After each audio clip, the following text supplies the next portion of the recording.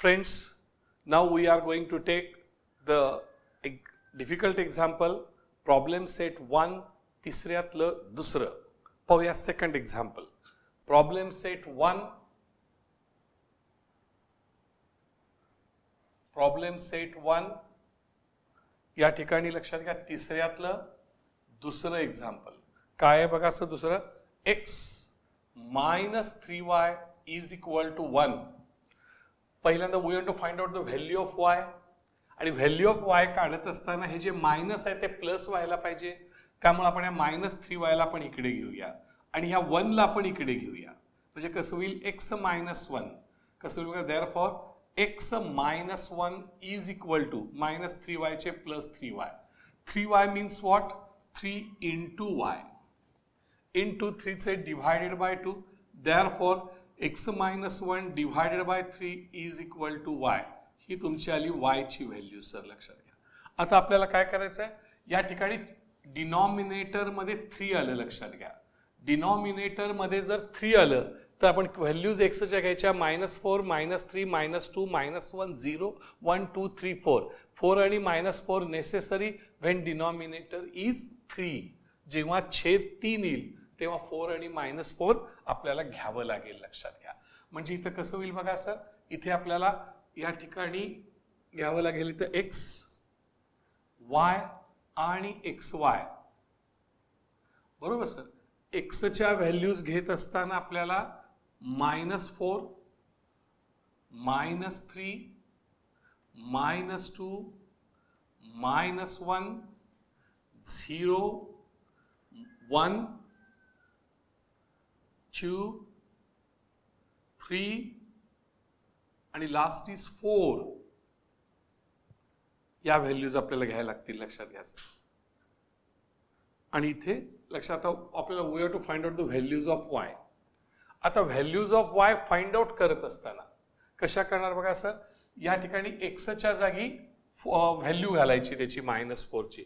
बघूया आपण पहिल्यांदा घेत असताना y is equal to x - 1 divided by 3. म्हणजेच या ठिकाणी x ची व्हॅल्यू -4 घातली. -4 -1 डिवाइडेड बाय 3. -4 -1 म्हणजे -5 divided by 3. Signs are equal, make addition. -5/3 चा काही फार उपयोग होत नाही सर, त्यामुळे हे कॅन्सल होईल, लक्षात घ्या. -3 चं काय होईल बघा सर, -3 -1 इज -4/3. याचा पण काही फार उपयोग होत नाही. या ठिकाणी -2 -2 -1 याचा होऊ शकेल सर. म्हणजे कसं होईल बघा sir, y is equal to x - 1/3.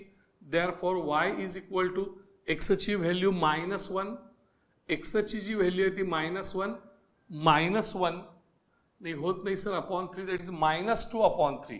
काही फारशी व्हॅल्यू होत नाही सर, -2/3 याचाही काही फारसा उपयोग होत नाही सर. आता -1 चं काय होईल बघा सर, आपल्याला -2 घ्यायला पाहिजे नाही का आपण, सॉरी इथे -2 घ्यायला पाहिजे होतं. -2 -1 म्हणजे -3. मग 3 1 जा 3 आणि 3 1 जा 3. Therefore answer is -1. y is equal to -1. When x is equal to -2, when x is equal to -2, लक्षात घ्या इथे समजते का बघा. When x is equal to -2, y is equal to -1. हा पॉइंट चांगला मिळाला. -1 -1 घेतल्यावर कसं होईल, -1 -1 -2 -2/3 याचा काही फार उपयोग होत नाही. 0 ला कसं होईल, 0 -1 म्हणजे -1 -1/3 चा पण काही उपयोग होत नाही. 1 घेतलं, 1 -1 0. आपल्याला इथं घेता येईल y is equal to x - 1/3. इथं या ठिकाणी लक्षात घ्या x ची व्हॅल्यू 1 घेतली, y is equal to 1 - 1/3. Therefore 0/3 आणि 0/3 is 0. y is equal to 0. इथे 0 आलं सर आणि पॉइंट आला 1 0. 2 घेतले तर काय होईल, 2 -1 इज 1 1/3. काय फारसा उपयोग होत नाही सर. 3 -1 म्हणजे 2/3 याचाही काही फारसा उपयोग होत नाही. आता 4 -3 इथं होईल का बघा सर, इथे y is equal to x - 1/3. Therefore इथे 4 घाला sir, 4 - 1/3. Therefore y is equal to 3/3 आणि 3/3 म्हणजे 3 1 जा 3 3 1 जा 3 1/1 म्हणजे 1 लक्षात घ्या. देअरफॉर इथलं आन्सर किती आलं 1 आणि 4 1. बघितलं असेल 3 पॉइंट्स आपल्याला मिळाले. ह्याला आपण म्हणूया सर लक्षात घ्या A, इथं म्हणूया B आणि इथे म्हणूया C. हे 3 पॉइंट्स लक्षात घ्या आपल्याला इथं मिळाले. आता आपण बघणार आहोत दुसरं इक्वेशन त्याच्यामधलं 3x. बघा सर इथे 3x minus 3x minus 2y plus 4 is equal to 0. आता आपल्याला y ची व्हॅल्यू काढायची आहे. -2y पलीकडे घ्या. -2y चे +2y होतील. -2y चे +2y होतील. लक्षात घ्या सर इथे बघा. -2y चे +2y होतील म्हणजे इथं होईल 3x + 4. 3x + 4 is equal to -2y चे +2y. 2y म्हणजे 2 × y × 2 चे डिवायडेड बाय 2.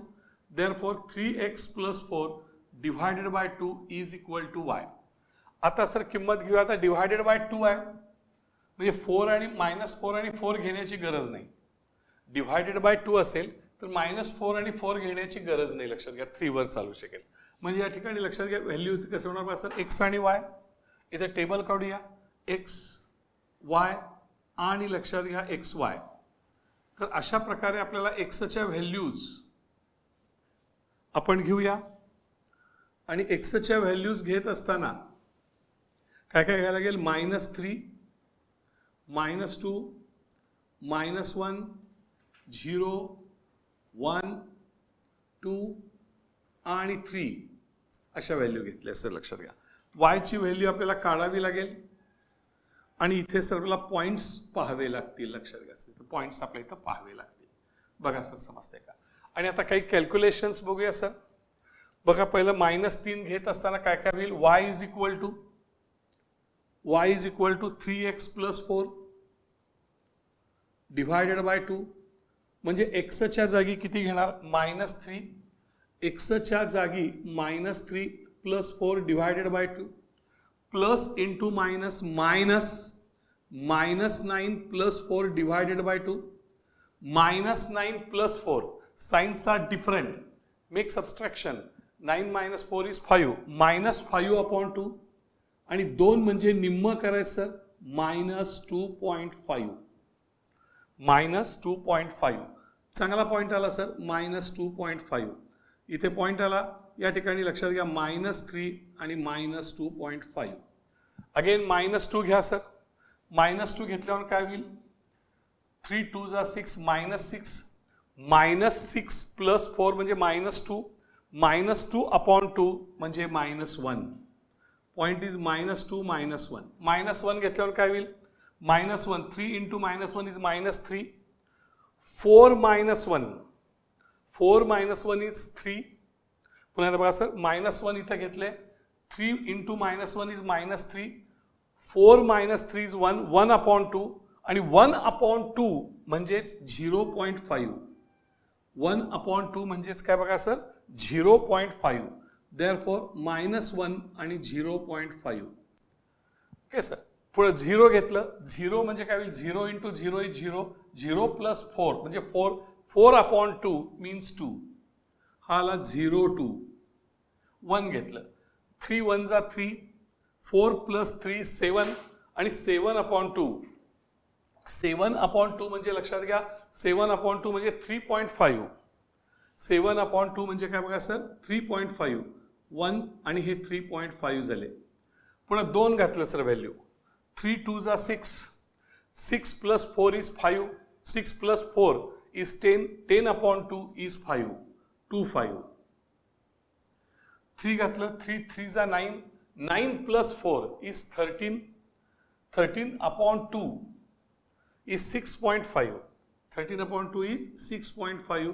3 आणि 6.5 सगळे पॉइंट्स चांगले आहेत सर. काही प्रॉब्लेम नाही. पण यातले 3 पॉइंट्स आपल्याला चांगले घेता येतील. PQR त्यातला हा एक छान आहे P घेता येईल. हा इथे हा एक छान आहे Q आणि इथे एक R घेता येईल. पॉइंट मधले काही नाही घ्यायची गरज. म्हणजे अशा आपल्याला हे पॉइंट्स घेता येतील. हे पॉइंट्स आपण आपल्यासाठी इथं तुम्हाला लिहावे लागतील. ग्राफच्या बॅक पेजला आपण परीक्षेमध्ये साठी लिहितो सर. म्हणजे कसं होईल बघा सर, इथे जे इक्वेशन आहे ते x minus 3y is equal to 1, ह्याचे 3 पॉइंट्स आहेत लक्षात घ्या आपल्याकडे. त्यातला a जो पॉइंट आहे तो -2 -1, b जो पॉइंट आपण घेतलेला आहे तो 1 आणि 0, आणि जो c पॉइंट घेतलेला आहे तो 4 आणि 1 असा घेतलाय. दुसरं जे इक्वेशन आहे लक्षात घ्या, दुसरं इक्वेशन ते आहे 3x minus 2y plus 4 is equal to 0, आणि त्याचे जे पॉइंट्स आहेत p जो पॉइंट आलेला आहे -2 -1, q जो पॉइंट आलेला आहे तो q पॉइंट लक्षात घ्या 0 2, आणि जो r पॉइंट आलेला आहे तो 2 आणि 5. हे झालं. मग त्याच्यामध्ये लक्षात घ्या x आणि इंटरसेक्टिंग पॉइंट म्हणायचं त्याला. लक्षात घ्या इंटरसेक्टिंग पॉइंट, हा इंटरसेक्टिंग पॉइंट जो आलेला असेल, छेदन बिंदू त्याला मराठीत म्हणतात सर. मराठीमध्ये ह्याला छेदन बिंदू असं म्हणतात. छेदन बिंदू लिहायचा, इथं आहे x आणि इथं आहे y, त्यामुळं x ची व्हॅल्यू जी असेल ती तुम्हाला लिहावी लागेल. इथे जी असेल ती येईल ती x ची व्हॅल्यू, नंतर y ची जी व्हॅल्यू असेल ती तुम्हाला लिहावी लागेल, आणि मग लिहायचं इथं सोल्युशन. सोल्युशन याला मराठीमध्ये उकल असं म्हणतात सर. सोल्युशन म्हणजे उकल, आणि मग इथं x ची व्हॅल्यू आणि y ची व्हॅल्यू याची मध्ये कॉमा द्यायचा. तर अशा प्रकारे सर तुम्हाला ग्राफ पेपरच्या बॅक पेजला तुम्हाला बोर्डाला लिहावं लागेल. म्हणून इतके सर हे, आणि हे पण तुम्हाला सगळं हिशोब लिहावाच लागणार आहे सगळा, पण हा तुम्हाला आन्सर शीटमध्ये लिहिता येईल किंवा असा तुम्हाला तो करता येईल. बघूया सर आता कसं करता येईल. पॉईंट्स आपण प्लॉट करूया. इथे आपण ग्राफ पेपर काढलेलाच आहे. लक्षात घ्या आपल्याकडे ग्राफ पेपर रेडी असतो, तर तो प्रॉब्लेम नाही. हे जे 1 2 3 4 5 लिहायचे आहेत ते वाय ॲक्सिसच्या लेफ्ट साईडला लिहायचे. लेफ्ट साईडला म्हणजे हे मायनस चिन्ह दिसतं, आणि हे चिटकून लिहायचे असे क्लोज टू वाय ॲक्सिस, आणि हे close to x axis, close to x axis असे लिहायचे. लक्षात घ्या. ओके. आणि इथं आता आपल्याला स्केल लिहावं लागेल ना. मग स्केल कसं लिहायचं बघा सर. स्केल त्याला म्हणायचं on both axis, on both axis, दोन्ही अक्षावर, ऑन बोथ ॲक्सिस दोन्ही अक्षावर 1 centimetre is equal to 1 unit. 1 centimetre is equal to 1 unit. त्यामुळे थोडी जागा वाचते, दिसायला आणखीन छान दिसतं. पहिला बिंदू घेऊया सर, -2 -1. बघा सर आपल्याला will take the first point -2 -1. बघा बरं सर, -2 इज एक्स ॲक्सिस. इथे बघा एक्स ॲक्सिस -2 आणि हा वाय ॲक्सिस. म्हणजे लक्षात घ्या एक्स अक्षावर -2 इथे आहे, वाय अक्षावरती लक्षात घ्या -1 इथे आहे.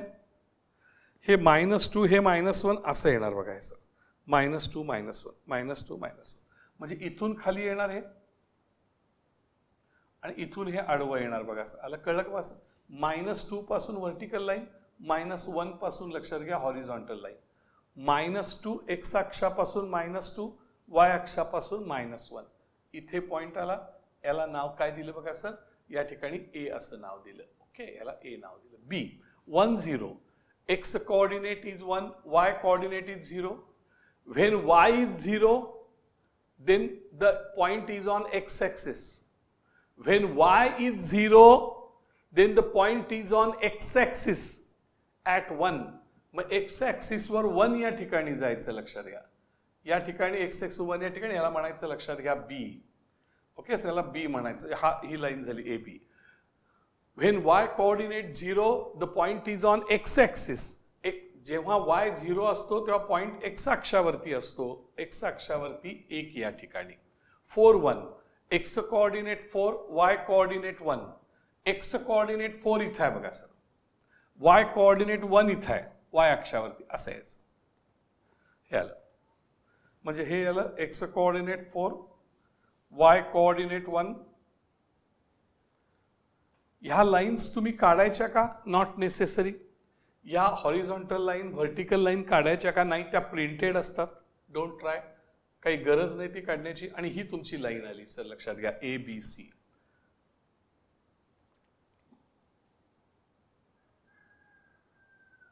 ही ABC लक्षात घ्या. ओके, आता नाव PQR. आपण PQR काढूया सर. आणि PQR काढत असताना आता आपण लक्षात घ्या, थोडे ब्लॅकनी घेतो मी. एक्स ॲक्सिसवर -2 आणि वाय ॲक्सिसवर -1. एक्स ॲक्सिसवर -2 आणि वाय ॲक्सिसवर -1 हाच पॉइंट आला बघा. Same. This is again P. This is again P. Q 0 to X ॲक्सिसवर 0, वाय ॲक्सिसवर 2. एक्स ॲक्सिसवर 0 आणि वाय ॲक्सिसवर 2. When x coordinate is 0, the point is on y axis. When x coordinate is 0, the point is on y axis.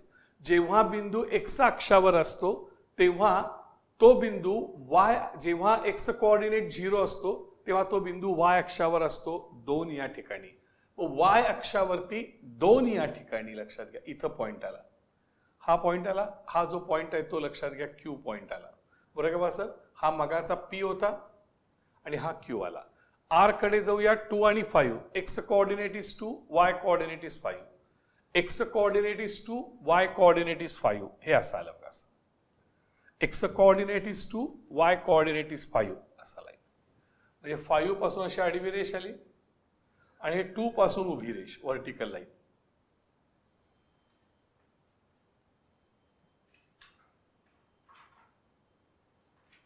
आणि हा बिंदू जो आहे तो लक्षात घ्या काय झाला, आर, पी क्यू आर.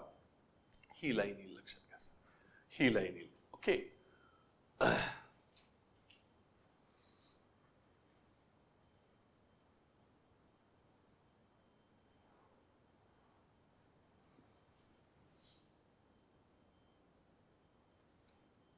आता ते इक्वेशन लिहायचं आहे सर. काय आहे इक्वेशन?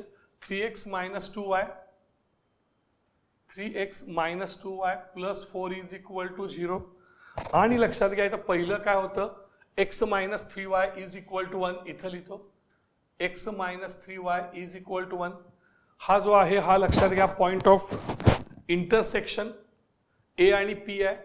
ए चा किती आहे? -2 -1. एक्स कोऑर्डिनेट -2 आणि Y coordinate -1. x coordinate -2, y coordinate -1.